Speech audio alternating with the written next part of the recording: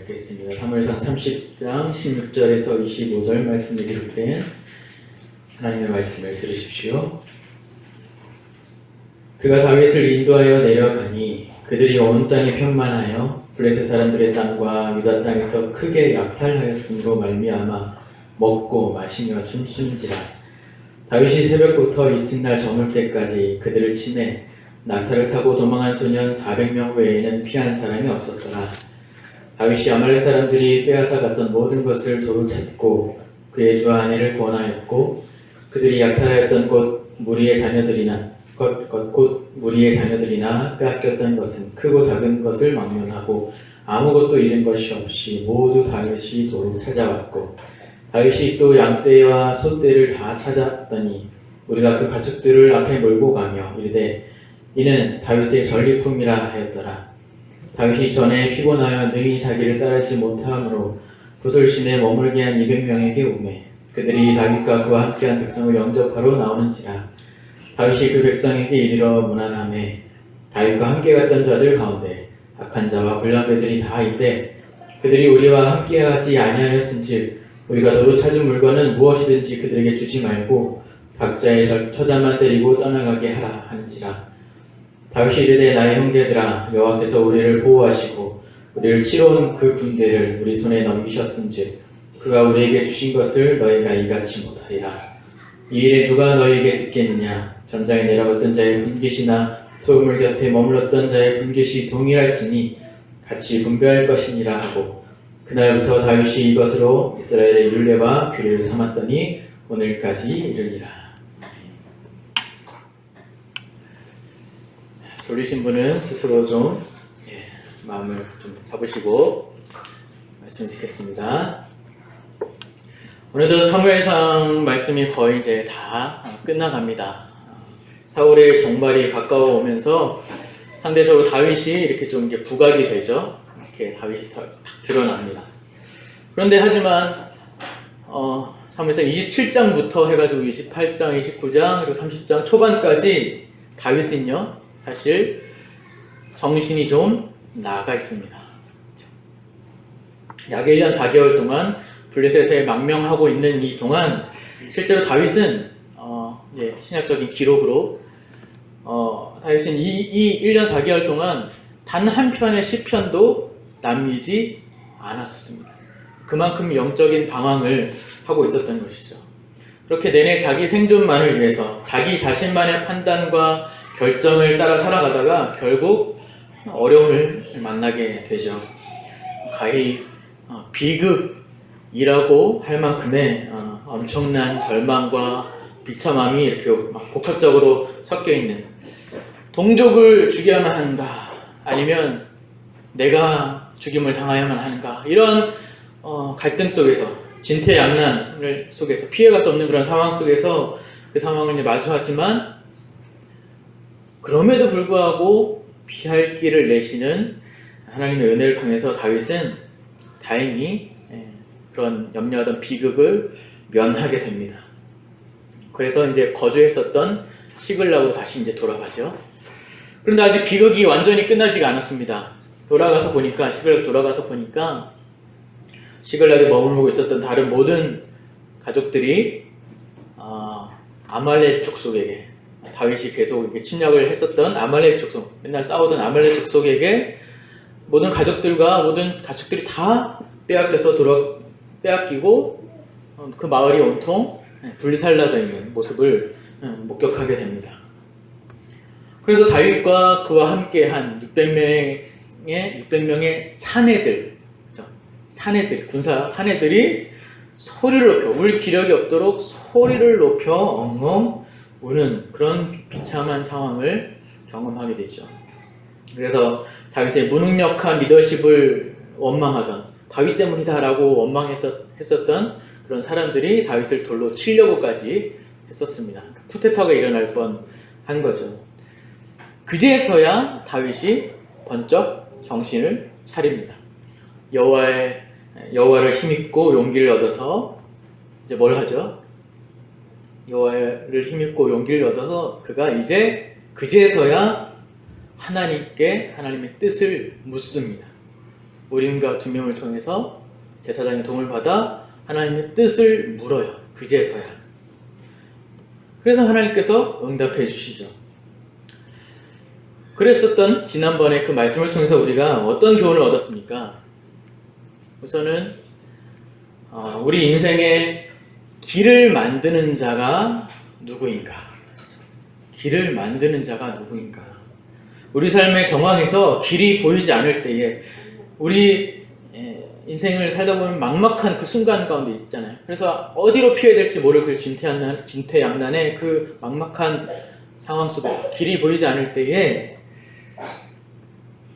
우리 스스로가 길을 만들어내는 것이 과연 옳은 것인가 하는 것을 우리가 생각해 봤었습니다. 아니죠. 나 자신만의 생존을 위하여 나 자신이 스스로 길을 만들어서 가는 그 길의 결국은 허무와 비참이고 후회와 절망이라고 했습니다. 아무리 은혜의 통치 안에 있는 자라 할지라도, 밖에 있는 자는 당연히 그렇고 은혜의 통치 안에 있는 자라 할지라도, 아무리 하나님의 선택을 받아서 중생을 입어 믿음을 가진 자라 할지라도, 신자라 할지라도 하나님께서 때론 그 죄악된 선택을 그냥 그대로 마치 그냥 내버려 두시는 것처럼 그렇게 내버려 주셔서 그 선택에 대한 결과를 우리가 맛보도록, 그 선택에 대한 결과를 우리가 스스로 실제로 맛보고 경험하도록 허용 혹은 허락하신다고 했었다는 것입니다. 근데 그러나 그것은 단순히 너 잘못했으니까 내가 벌 줄 거야 라고 하는 그런 하나님의 벌 주심이 아니라 우리 스스로가 선택한 것의 결국이 과연 어떤 결과를 낼 수밖에 없는가 하는 것을 우리 스스로 경험할 수 있도록 깨닫게 하기 위함이라고 했습니다. 그래서 내버려 두실 때도 있다는 거죠. 하지만 감사한 것은 그냥 내버려 두심도 그냥 내버려 두심이 아니라 하나님의 은혜 안에 있는 은혜의 통치 안에 있는 자는 그 쓰라린 결과 혹은 비극을 하나님께서 계속해서 이어가시지 않으신다는 것이죠. 그 긍휼과 그 사랑과 은혜로 말미암아 피할 길을 내시사 하나님의 지혜와 사랑과 은혜 위에 은혜를 찬송케 하도록 하나님께서 역사하신다 하는 것을 우리가 살펴봤습니다. 자, 그렇다면 오늘의 말씀에서 우리에게 주시는 교훈은 어떤 것일까요? 오늘 강설의 제목을 그가 우리에게 주신 것이라고 지어봤습니다. 오늘 말씀의 대강은 전체는 이렇습니다. 엄청난 비극 가운데에서 큰 은혜를 경험한 다윗이 이 은혜를 받고 이 은혜를 누리고 이 은혜를 취하고 그냥 끝나는 것이 아니라 그냥 먹고 땡 하고 그냥 끝나는 것이 아니라 여지껏 경험해 왔었던 그 하나님의 은혜에 대한 의미와 교훈을 잘 헤아리고 소화하여서 이제 그것을 이제 실제 삶 가운데 실제 자기가 행할 그 가운데에 그대로 발휘하는 일을 말씀이 소개하고 있습니다.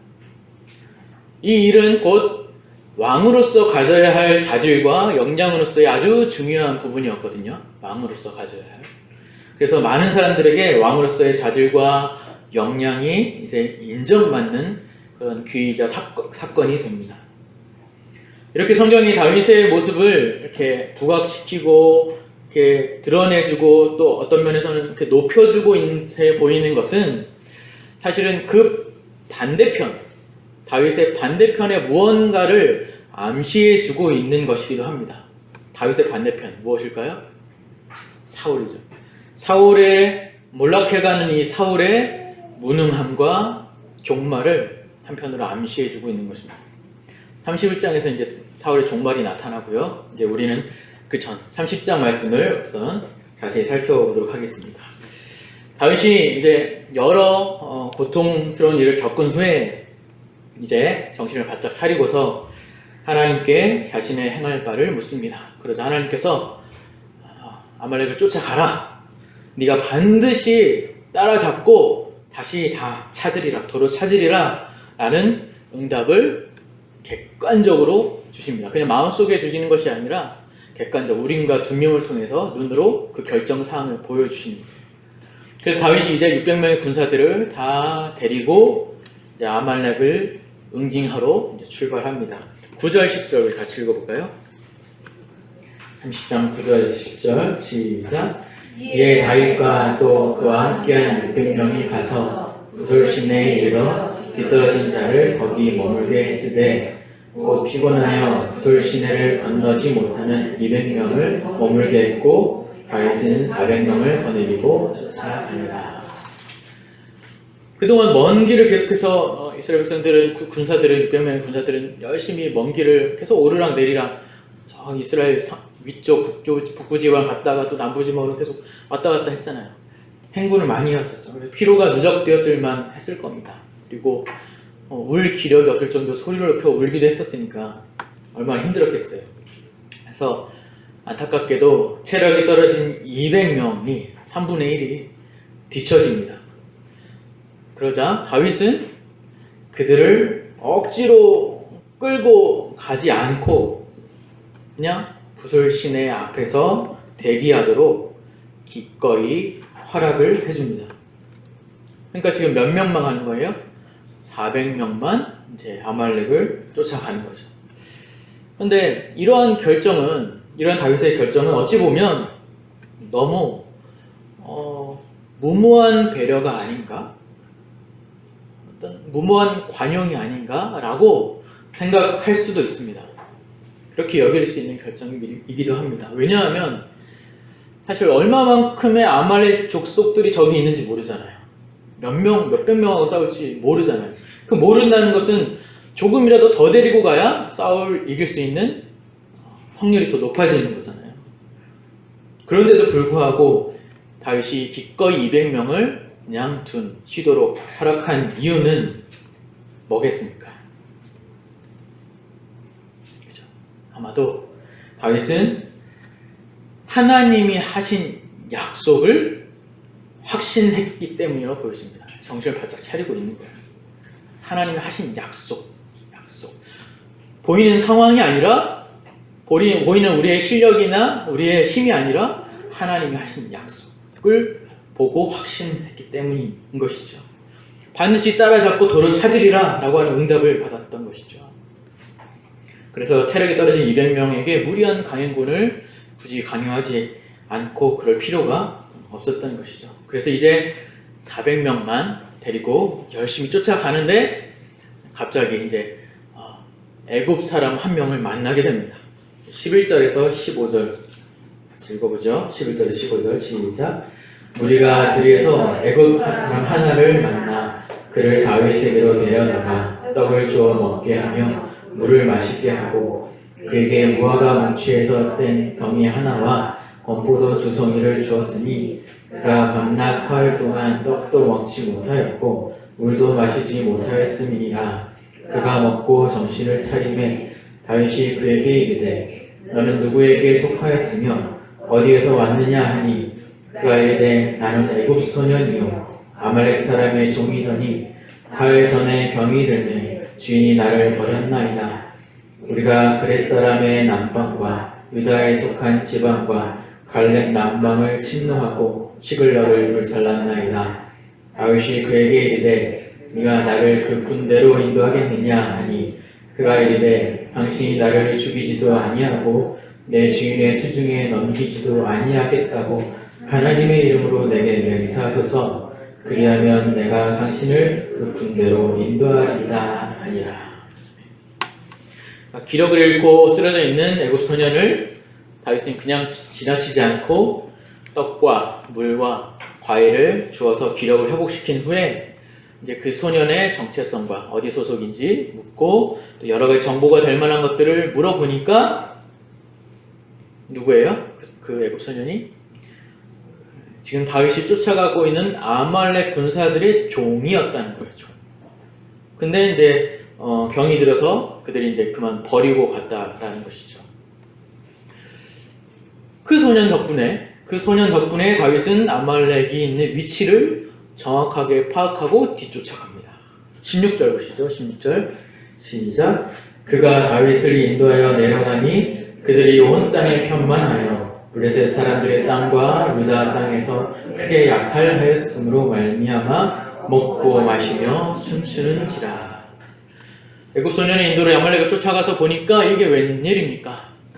아말렉 군사들이 아무런 경계도 하지 않은 채 축제를 벌이고 있는 겁니다. 그렇죠? 먹고 마시고 춤추는지라. 그렇죠? 이겼다고 또 자기네들이 이제 보복을 했다고, 다윗에게 보복을 했다고 아주 신나 있는 거죠. 방심할 대로 아주 방심하고 있는 겁니다. 그래서 17절에서 20절 읽겠습니다. 시작. 다윗이 새벽부터 이튿날 저물 때까지 그들을 치매 낙타를 타고 도망한 소년 400명 외에는 피한 사람이 없었더라.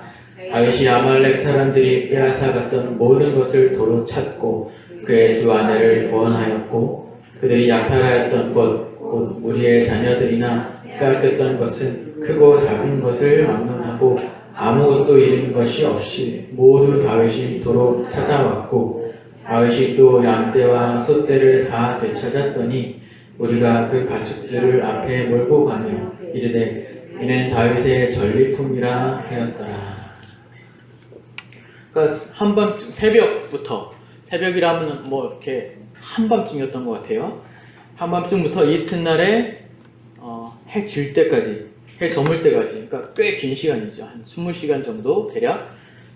그 긴 시간 동안 낙타를 관리하는 소년들 400명만을 제외하고, 이제 낙타를 관리하고 있었던 소년이니까 뭐 일찌감치 도망갔을 거고, 그 외에 한 사람도 빠짐없이 아말렉 군사들은 다 잡아 죽이고 하나님이 약속하신 대로 정말 가족들과 빼앗겼던 모든 것을 다 되찾았을 뿐만 아니라 아말렉이 가지고 있는 것들까지도 다 전리품으로 다 득템하게 되는, 다 얻게 되는 그런 엄청난 소득을 얻게 됩니다.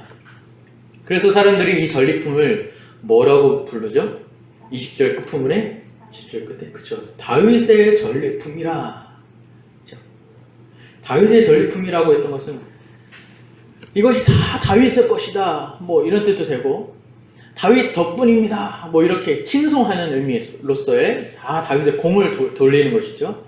그렇게 다윗의 공로를 돌리며 다윗을 높이고 인정해 주는 겁니다. 그러면서 200명이 대기하고 있었던 이제 부솔 시내로 다 돌아갑니다. 21절에서 22절 시작. 다윗이 전에 피곤하여 능히 자기를 따르지 못함으로 부솔 시내에 머물기 위한 200명에게 오매 그들이 다윗과 그와 함께한 백성을 영접하러 나오는지라. 다윗이 그 백성에게 이르러 문안하매 다윗과 함께 갔던 자들 가운데 악한 자와 불량배들이 다 이르되 그들이 우리와 함께 가지 아니하였은즉 우리가 도로 찾은 물건은 무엇이든지 그들에게 주지 말고 각자의 처자만 데리고 떠나가게 하라 하는지라. 다윗이 부솔 시내에서 이제 머물고 기다리고 있었던 200명의 사람들을 그들이 좀 민망할 수 있잖아요. 또 미안하게 여길 수 있고, 하지만 다윗은 먼저 가서 반갑게 문안합니다. 그러자 시샘하는 마음이 들었던 자들이 그 사이를 딱 껴들어서 무언가 건의하고 다윗에게 귀뜸을 하려고 하는데요. 그들이 뭐라고 하죠? 저들은 같이 싸우지도 않고 저들은 그냥 쉬고만 있고 대기하고만 있었던 자들이니까 다윗이요, 전리품들은 우리가 다 얻은 것들은, 소득들은 저들한테 주지 말고 저들이 원하던 가족들만 찾아주시죠 라고 건의를 하고 있는 겁니다. 상식선에서는, 우리 일반 인간적으로 상식선에서는 이 말이 사실 맞습니까? 틀립니까? 일리가 있는 말이죠. 상식선에서. 이 전리품은 400명이 나가서 싸워 얻은 소득이잖아요. 그렇죠? 200명은 그냥 쉬고만 있었잖아요. 그러니까 수고한 이들만의 몫으로 보상처럼 돌려주는 게 정당하다, 그리 여길 수도 있겠습니다. 하지만 성경은요, 그렇게 건의한 자들에 대해서 이렇게 지칭함으로써 저들의 잘못을 지적합니다. 뭐라고 지칭하죠? 그런 사람들을 보고 22절 처음 그죠? 악한 자와 불량배들이라고 지칭합니다. 악한 자란 말 그대로 악한 자죠. 불량배란 불량배라고 지금 한글로 우리말로 번역해 놓은 이 번역에는 좀 아쉬움이 있습니다. 정확한 의미가 담겨 있지 않은데, 우리가 생각하는 불량배는 어떤 사람들이죠? 껌 좀 씹고, 그죠? 이렇게 좀 하고, 그러면서 이제 좀 삥도 뜯고, 그죠? 겁을 주면서 협박하고, 이제 그런 뭐 건달이나 깡패 같은 그런 사람들이 이제 주로 이제 불량배라고 이제 우리가 이해하고 있잖아요.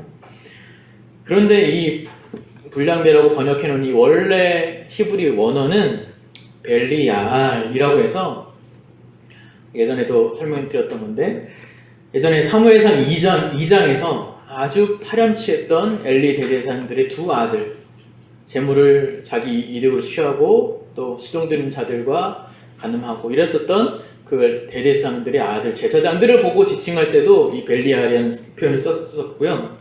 그리고 10장에서 사울이 왕이 될 때에도 그것을 시샘하고 반대했던 자들을 가리켜서 벨리알이라는 표현을 썼었고요. 25장에서 다윗으로 하여금 화를 내게 만든, 죄를 짓도록 하게 했었던 거부 나발에게도 이런 표현이 쓰였었습니다. 그러니까 무슨 뜻이겠습니까? 조금 좋게 말하면 그냥 어리석은 자요, 혹은 야비한 자요, 좀 세게 얘기하면 사악한 자요, 하나님을 대적하는 자요. 그래서 이 단어를 어떤 경우에서는 정말 적나라하게 악마라고 쓰는 곳도 있습니다. 그러니까 다윗에게 건의했던 자들의 그 건의가 어떤 평가를 받고 있는 거예요? 정당하고 옳은 건의라는 건가요? 아니죠. 매우 사악하고 어리석고 옳지 못한 건의라는 것을 성경이 지적하고 있는 것입니다. 왜 그럴까요? 수고한 자에게 소득을 돌려주고 수고하지 않은 자에겐 그것을 나눠주지 않는 것이 어째서 옳지 못하다는 것일까요? 우리 생각에는 목숨을 걸고 적진에 나가서 더 힘써 싸운 자들에게 그러지 못한 자보다 보상을 더 줘야 하는 것이 당연하다고, 그것이 합당하다고 생각할 수 있겠죠. 우린 그렇게 아마 그게 당연하지 않나라는 의식이 아마 있을 겁니다. 왜냐하면 우리는 사실 노동한 만큼의 합당한 보상을 받는 그런 경제 구조 혹은 사회적인 구조, 뭐예요? 그걸 어떤 주의라고 하죠? 자본주의. 그죠? 우리의 삶은, 세상은 보통 저 북한이나 뭐 그런 데 빼고는 대부분의 자본주의잖아요. 그런 경제 구조 혹은 사회 구조에 익숙해져 있는 사람들이기 때문에 그렇습니다. 그러나 성경은 뜻밖에도 이 일에 대해서 그렇게 생각하는 자들을 보고 사악한 자요, 불량배들이라 이렇게 말합니다. 너무 심한 거 아닙니까? 이 의미를 어떻게 또 설명하신 분이 있냐면, 이런 자들을 악한 자요, 불량배들이라고 얘기한 것은 저들이 주의 종인 다윗에게 반대했고 들이댔기 때문이다. 그러니까 주의 종 반대하면 사악한 자요, 불량배다, 이렇게 얘기하시는 분들이 있는데, 그렇지 않고 단순히 주의 종을 반대했기 때문이 아니라 저들이 가지고 있었던 생각, 저들의 신앙의 내용, 고백, 이 믿음의 내용이 잘못되었다는 얘기예요. 왜 잘못됐을까요? 왜 이런 대접을 받을까요? 더 수고한 사람들에게는 매우 억울한 일이죠. 뭐 이제 그럴 거면 뭐 이제 수고할 필요도 없겠다라고 생각할 수도 있잖아요. 더 열심히 하게 하려면 수고한 자에게 뭔가 더 보상이 있어야 되지 않나 이렇게 생각하지만, 그러나 다윗은 아랑곳하지 않고 어떻게 하냐면, 그 건의가 있었지만 24절 25절 시작. 이 일에 누가 너희에게 듣겠느냐? 전장에 내려갔던 자의 분깃이나 소음을 곁에 머물렀던 자의 분깃이 동일할지니 같이 분배할 것이니라 하고, 그날부터 다윗이 이것으로 이스라엘의 율례와 규례를 삼았더니 오늘까지 이르니라. 다윗은 마치 당연히 그래야 하는 것처럼 싸우러 갔던 자들이나 아니면 대기하고 있던 자들이나 동일한 분깃으로 분배합니다. 그리고 그날부터 다윗이 이것으로 이스라엘의 규례와 율례를 삼았다고까지 성경은 말하고 있습니다. 왜 그렇게 한 것일까요? 바로 23절이 그 이유입니다. 23절 시작. 다윗이 이르되 나의 형제들아 여호와께서 우리를 보호하시고 우리를 치러 온 그 군대를 우리 손에 넘기셨은즉 그가 우리에게 주신 것을 너희가 이같이 못하리라.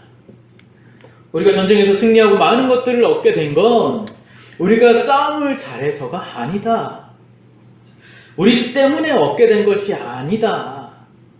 하나님이 이 승리와 회복을 약속하셨고 그 약속을 지키시기 위하여 하나님 우리를 보호하셨고 승리하게 하신 것이다. 이것은 하나님의 것이니 하나님이 원하시는 대로 해야 할 것이 아니겠느냐라고 말하는 것이죠. 그러니까 다윗은 이 전쟁에서 승리한 것과 가족들을 되찾아온 것들, 모든 물품들을 되찾아온 것, 전리품까지 다 모든 것들이 하나님이 하신 일이요 하나님의 은혜라 그렇게 믿고 고백하고 있는 것입니다. 이렇게 믿고 고백하면서 그 고백과 그 신앙의 원리대로 이제 어떻게? 그 누구의 덕이나 그 누구의 공로로 돌려지지 않는 방식, 그 누구의 덕이나 그 누구의 공로로 돌려지지 않는 방식, 그 누구도 부각되거나 그 누구도 높아지지 않는 방식. 그러면서도 하나님이 이 일하심을 하나님이 이렇게 일하셨다라고 하는 것, 하나님의 이 일하심을 더 많은 사람들에게 증거할 수 있는 방식, 많은 사람들에게 공평하게 나누는 그 동일한 것으로 분배하는 방식을 그래서 취하고 있는 것입니다. 다윗의 전리품이다 라고 말하면서도 자기가 더 가지지 않았다는 거예요. 그런데 이러한 방식은 사실 솔직히 말해서 수고하지 않는 자들에게는 이게 왜 떡이냐 라고 하면서 너무나 감사로 기쁘게 받아들일 만한 방식이지만 사실은 열심히 수고한 자들에게는 그리 썩 달갑지 않은, 잘 받아들여지지가 않는 방식일 수 있습니다. 사실 우리도 그렇잖아요. 물론 우리 김명교회 성도님들은 안 그러실 것 같지만 모르겠어요. 속마음 자신이 잘 아시겠죠.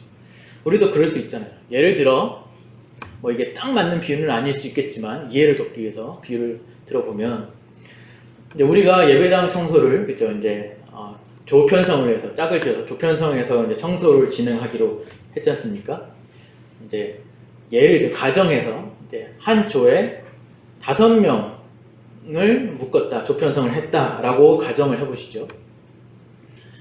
그래서 이제 5명이 약속을 정하고 만나서 이제 열심히 청소를 하려고 이제 계획하고 이제 하려고 했는데 2명이 갑자기 급한 일이 생겨서 이제 약속 날짜에 나오지 못한 거예요. 3명만 이제 열심히 5명, 아무래도 2명의 못까지 열심히 수고한 거겠죠. 그런데 이 일을 격려하고 또 이제 더 잘 하도록 하기 위해서 목사님이 문화상품권을 5장을 줬다고 생각해 보십시오. 그러면 이걸 한 사람에 한 장씩 나눠 갖기가 쉽겠습니까? 마음이 뭔가 그렇죠? 뭔가 조금 그렇죠? 일 안 한 사람이야 기쁘게 받을 수 있겠지만 그분들은 사실은 이제 좀 뻘쭘할 수 있겠고, 그런데 아쉬움과 속상함이나 혹은 서운함이 들 만한 사람은 열심히 일한 사람이잖아요. 그래서 수고해 봤잖아요. 다음번엔 내가 안 나와도 되겠구나. 저 사람은 땡 잡았네. 이런 나름의 속마음이 생길 수 있잖아요. 허무함의 생각이 들 수 있지 않겠습니까? 뭘 말씀드리려고 하는 것이냐면 그만큼 우리는 일하는 자에게 더 주고 덜 일하는 자에게 그만큼 덜 주는 세상이 있지. 그러니까 자본주의 그리고 인과응보의 그런 원리에 너무 익숙해져 있습니다. 익숙해져 있어요. 그런데 더 심각한 문제는 이것이 그냥 세상적인 이치가 아니라 성경이 말하는 신앙의 원리와 하나님이 다스리시는 방식이 아닌가 하는 생각을 가지신 분들도 있다라는 데에 문제가 있습니다. 이게 하나님이 하나님이 그렇게 하시지 않나요? 하는 그런 생각을 가지셨다는 거죠. 왜냐하면 성경 곳곳에서 그와 같은 원리를 마치 뒷받침해주는 듯한 그런 사실의 말씀들이 곳곳에 있기 때문입니다. 그런 듯한 말씀이. 여러 가지 말씀드렸지만 두 군데 찾아보겠습니다. 갈라디아서 6장.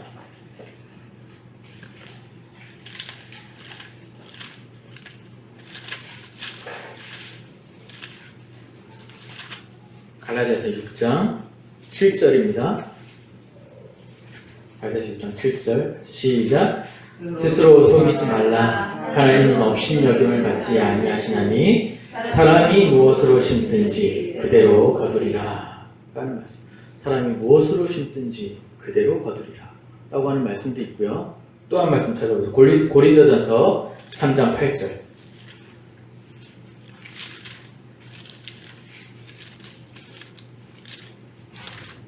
고린도전서 3장 8절 시작.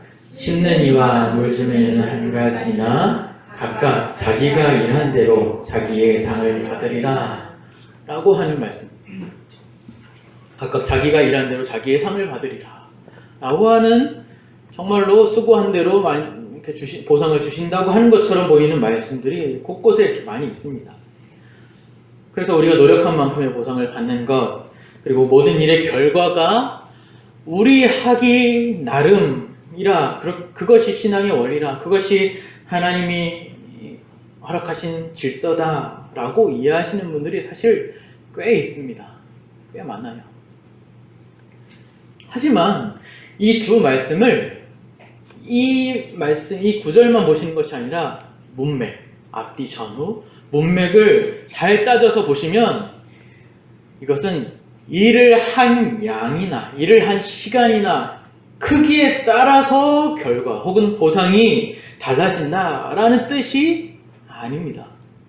그것이 아니라 일한 내용이 무엇이냐, 어떤 일을 했느냐, 그것에 따라 결과에 영향을 미치게 된다. 어떤 일을 하느냐, 그것에 따라서 결과가 맺는다라는 것이죠. 갈라디아서 말씀은 그러니까 영적인 것을 심었느냐, 육적인 것을 심었느냐, 영적인 것을 심으면 영적인 것이 거두어지는 것이고, 육적인 것을 심었으면 육적인 것이 거두어지는 것이다 라고 말씀하는 거예요.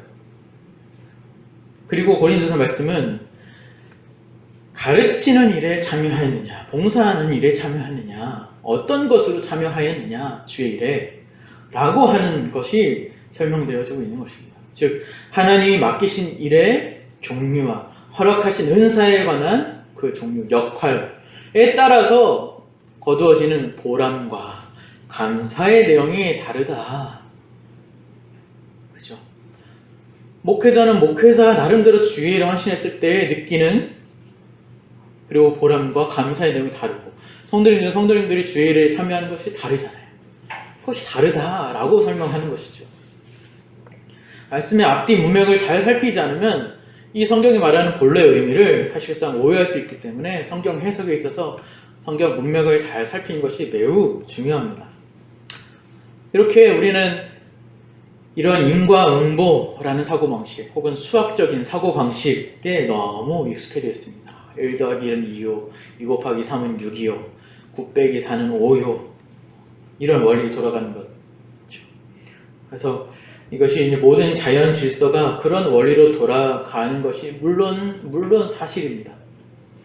자판기에 500원짜리를 넣으면 뭐밖에 못 먹어요? 믹스커피밖에 못 먹고, 그리고 1,000원을 넣어야 그보다 좀 더 있는 콜라나 음료수, 주스 등을 먹을 수 있고, 그 원리에 의해서 결과가 좌우되는 그런 식이 세상 보편의 질서이기도 합니다. 그래서 이것은 실제로 하나님이 보편적인 자연 질서 가운데 그런 방식으로 허락하시기도 하셨고, 그리고 우리가 눈에 보이는 것으로만 사실을 판단할 수밖에 없는 한계도 갖고 있어서 모든 삶의 원리들이 그러한 인과방식에 의해서 움직인다고 은연중에 믿고 있고, 모든 것을 그렇게 대입하고 이해하려고 하는 것입니다. 그래서 성경까지도 그와 같은 원리로 이해하고, 그와 같은 원리로 하나님을 이해하고, 그와 같은 원리로 우리의 신앙생활을 하려고 한다는 것이죠. 예를 들어 기도를 많이 하면 할수록 내 소원이, 내가 바라고 기도했던 그 소원이 잘 이루어지는 것으로, 또 한 사람이 기도하는 것보다 여러 사람이 많이 기도해야 그 기도 응답을 빨리 받아낼 수 있는 것으로, 또 헌금을 많이 하면 할수록 내 안에 물질적인 축복이 더 많이 받는 것으로, 또 봉사나 헌신을 많이 하고 예배나 모임에 많이 참여하면 할수록 내가 바라고 원하던 복, 그것에 대한 대가로 내가 바라고 원하는 복, 진학, 취업, 성공, 건강 등등의 복을 받아 누릴 수 있게 된다고 생각하는 분들이 많이 있습니다. 그렇죠? 여러분들 안에도 있을지 몰라요. 너무 자연스럽기 때문에 그래요. 이러한 신앙의 경향을 가리켜서 뭐라고 그러냐면 기복주의다 혹은 공로주의다 라고 그러는 것입니다. 근데 이것이 더 심각한 문제는 구원과 관련지어서, 구원과 연관되어서 생각할 때 우리가 어떻게 하는 것으로 구원이 결정된다고 하는 생각, 이런 것의 대표적인 그런 경향을 가리켜서 대표적인 두 경향이 무엇이냐면 알미니안주의, 벨라기우스주의라고 하는 신학적인 그런 경향들이 있습니다. 그런 경향들의 대표적인 종교가 무엇이냐면 천주교죠. 천주교. 자기가 어떻게 공덕을 쌓느냐, 선한 일을 행하냐, 선행을 많이 하냐에 따라서 구원이 결정된다고 믿습니다. 그런데 이러한 경향은 사실상 계속 얘기하는 부분이지만 천주교뿐만 아니라 우리 기독교 내에도 많은 신자들이 가지고 있는 신앙의 오류요, 좀처럼 고쳐지지 않는 고질적인 하나님에 대한 오해요, 엄밀히 말하면 죄악입니다. 창조주요 섭리자이신 하나님을 원인으로 삼지 않고 사람의 노력이 원인이 되고 사람이 주체자가 되고 주인이 된다는 것. 그래서 죄악이죠. 그런데 하나님 나라의 통치 방식은 그렇지가 않다는 것입니다. 성경 곳곳에서 말하고 있는 우리에게 주시겠다고 하신 이 상급이 결국 공로의 문제다, 일한 만큼 얻는 것이다 라고 하는 것으로 이해하지 않도록 하기 위해서 우리 주님께서는 이와 관련해서 이렇게 가르쳐 주셨습니다. 마태복음 20장입니다.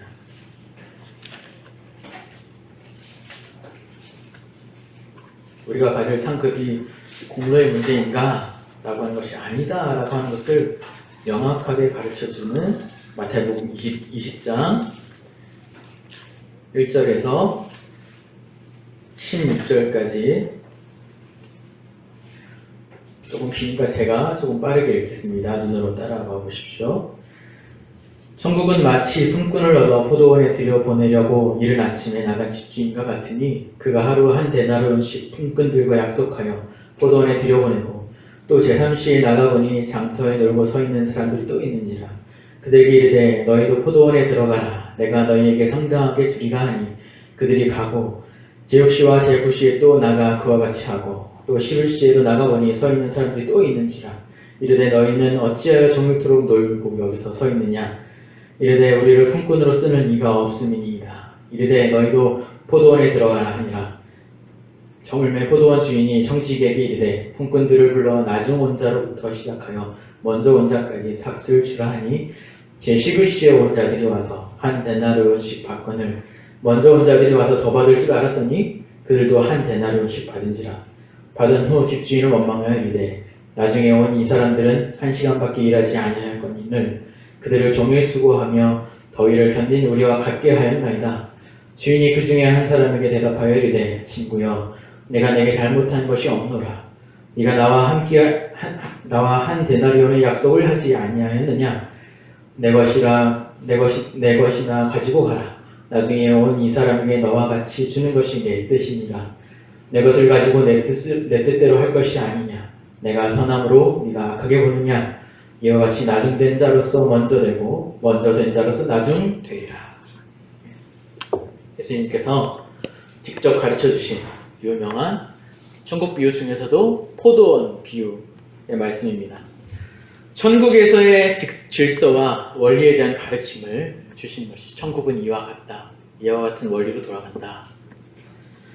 그 중에서도 말씀 이제 마지막 절에 16절에 기록된 것 같이 나중된 자로서 먼저 되고 먼저 된 자로서 나중되리라 라고 하신 말씀을 이 비유의 결론으로 내려주고 계십니다.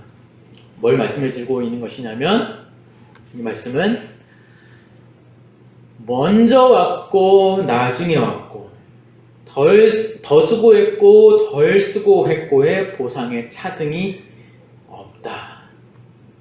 들어온 이들 모두가 큰 은혜를 입은 것이라. 들어온 것 자체가. 그것을 깨닫지 못하는 자가 오히려 나중된 것이 아니겠느냐라고 이야기하는 것이죠. 포도원에 들어온 품꾼이 본래 장터에서 뭐하고 있었습니까?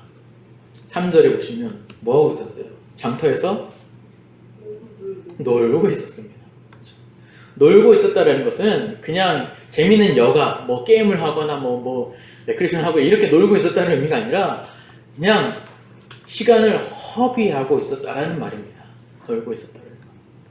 그러한 자를 어느 한 주인이 불러준 겁니다. 그래서 포도원 일을 하면 얼마를 준다고요?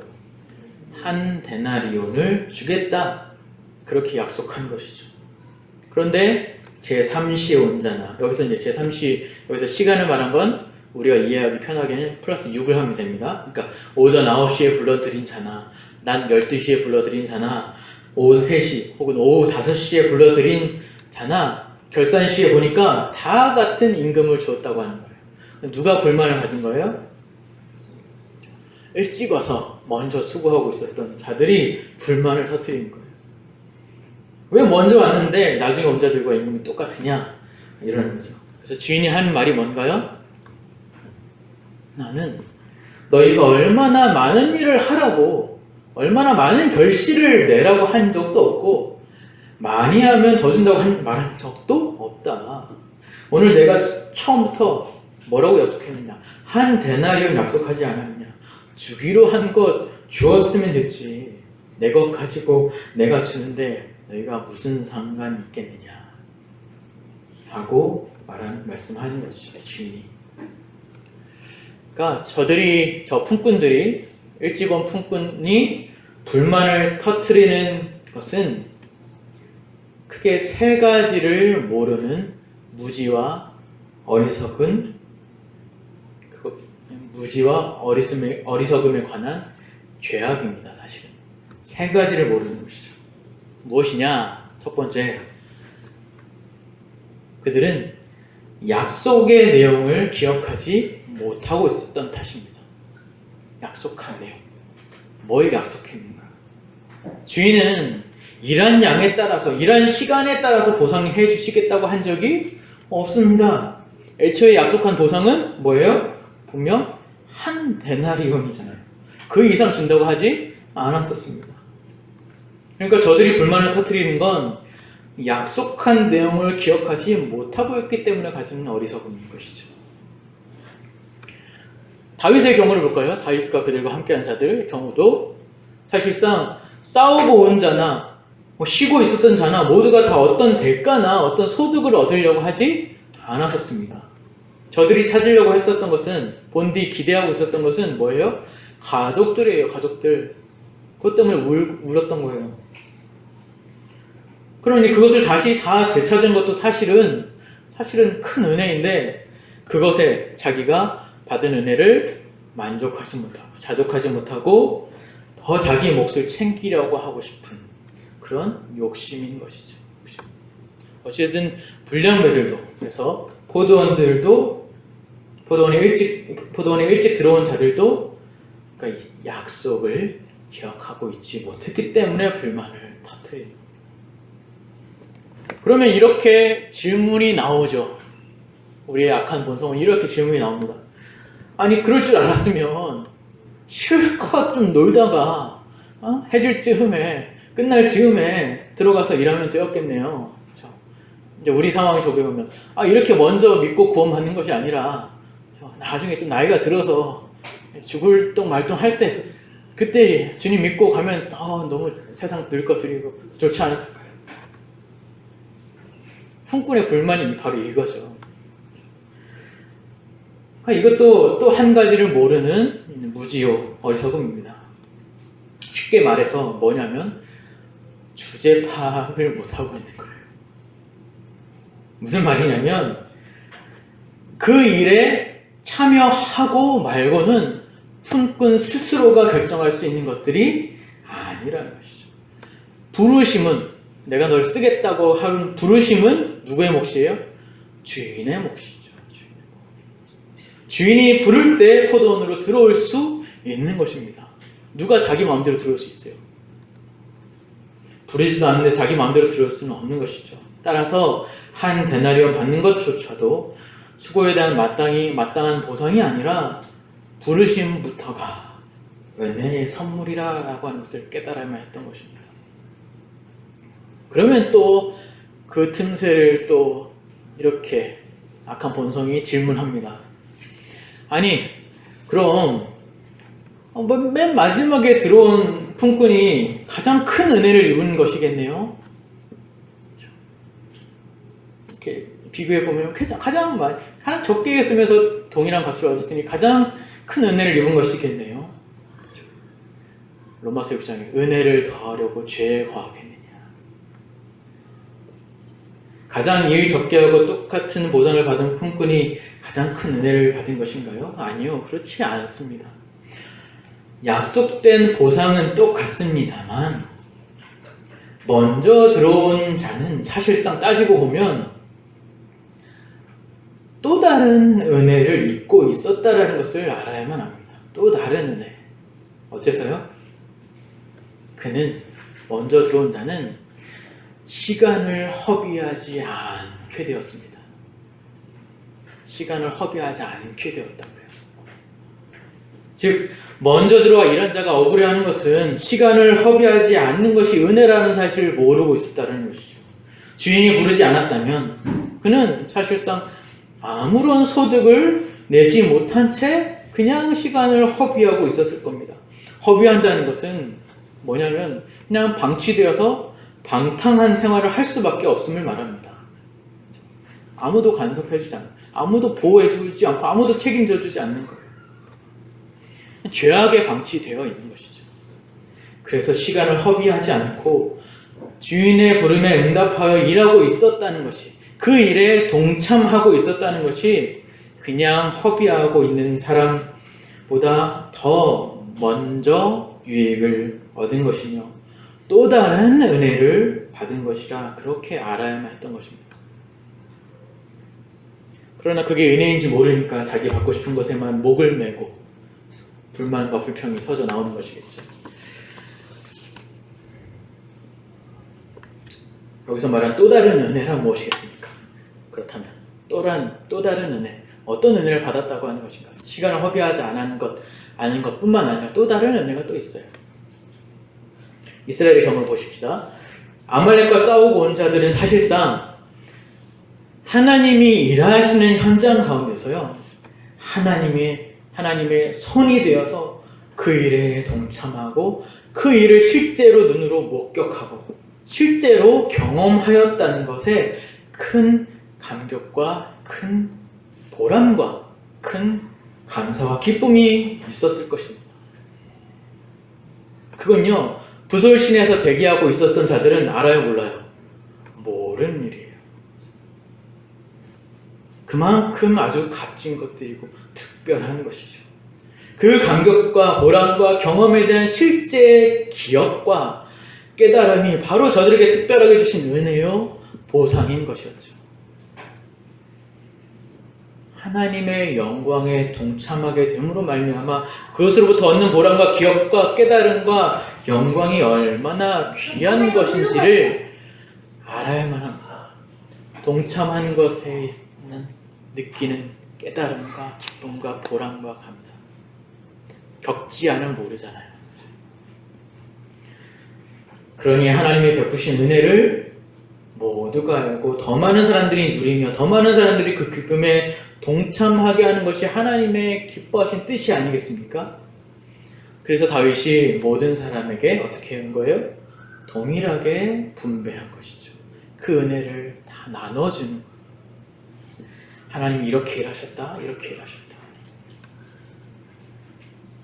그리고 다윗은 이 은혜의 영광을 더 많은 사람들에게 나눠줍니다. 전리품을 자신들 그 싸웠던 혹은 600명 가족들만 2000여 명의 가족들만 나눈 것이 아니라 자신이 돌아가야 할 곳 유다 지역들까지 쫙 나눠줍니다.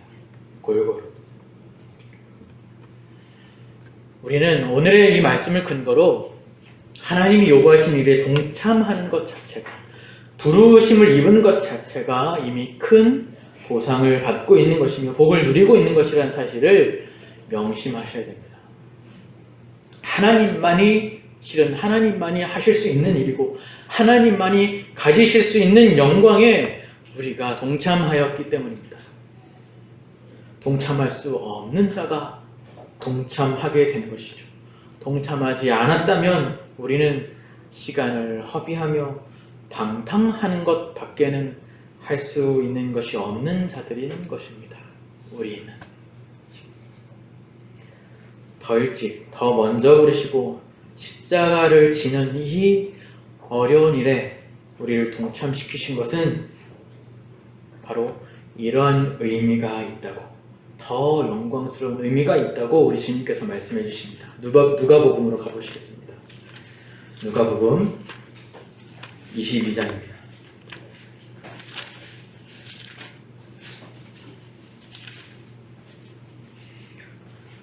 누가복음 22장 24절부터 30절입니다.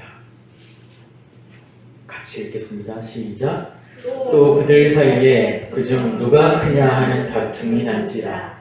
예수께서 이르시되 이방인의 임금들은 그들을 주관하며 그 집권자들은 은인이라 칭함을 하드나 너희는 그렇지 않을지니 너희 중에 큰 자는 젊은 자와 같고 다스리는 자는 섬기는 자와 같을지니라. 앉아서 먹는 자가 크냐 섬기는 자가 크냐 앉아서 먹는 자가 아니냐.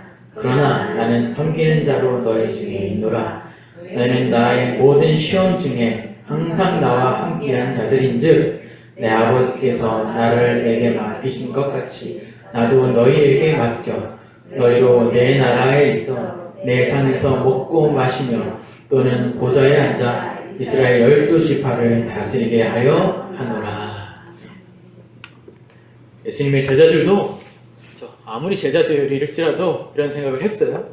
누가 더 공이 크냐, 누가 더 큰 자냐를 가지고 다투었다고 합니다. 그러자 예수님은 세상에서는 그거 가지고 경쟁하지만, 그거 가지고 높고 낮음을 말하지만 너희는 그러한 자들이 아니다. 그렇게 말씀하시면서 28절에 너희는 나의 모든 시험 중에 항상 나와 함께한 자들인즉, 나와 함께 이 시험에, 나와 함께 이 고난에, 나와 함께 이 사역에 동참하였은즉 무엇을 맡기시겠다고요? 내 아버지의 나라를. 아버지가 나에게 맡기셨고 내가 너에게 내 아버지의 나라를 맡기시겠다고 합니다. 그 나라를 다스리도록 하시겠다 하십니다. 하나님 나라에는요, 크고 작은 것이 없습니다. 높고 낮음이 그것도 없습니다. 차등이 없다는 것이죠. 다만 먼저 부르시고 먼저 동참하게 하신 자에게 각자가 처한 현실에서의 빛과 소금, 마중물과 같은 역할을 하는 것을 먼저 맡기시는 것입니다. 그렇게 이 나라를, 하나님의 나라를 다스려 가게 하는 방식인 것입니다. 여러분이 각자 처한 곳에서의 빛과 소금, 마중물이 뭔지 아시죠? 우물을 기르기 위해서, 퍼내기 위해서 먼저 붓는 물, 그 역할. 이것이 바로 먼저 동참한 자들의 영광입니다. 하나님이 여러분을 그러한 자들로 부르시고 계십니다.